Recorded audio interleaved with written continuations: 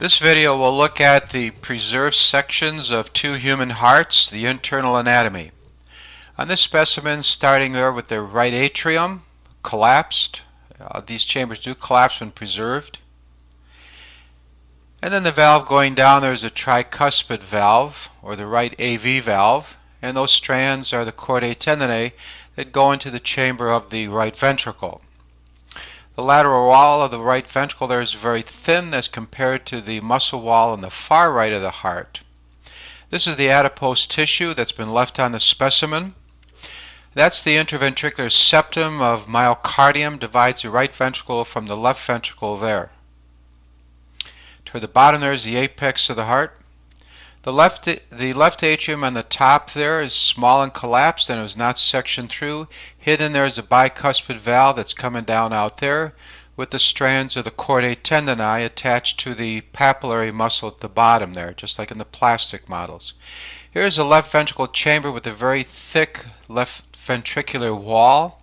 Definitely a defining trait compared to the right wall there of the right ventricle. Much different. That's what makes the two chambers different when you identify them.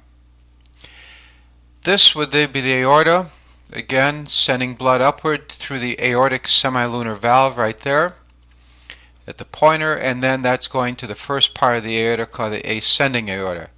The next specimen will be the other preserved specimen. The right atrium in this case is a little smaller than in the previous video.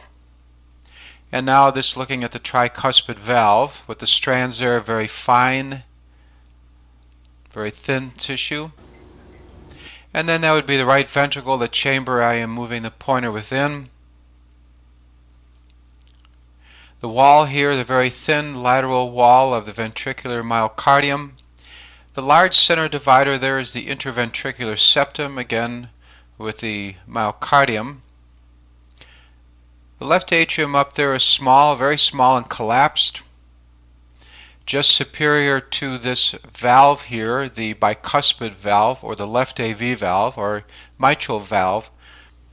These papillary muscles, as in the right ventricle, here in the left ventricle, will pull onto the cordae tendineae. The chamber there is the left ventricle. Taking a look at the aortic valve, this controls the exiting of blood from the left ventricle as it ejects blood into the systemic circulation there, with the aorta as the first main vessel. That first part within the beginning of the aortic arch of systemic circulation.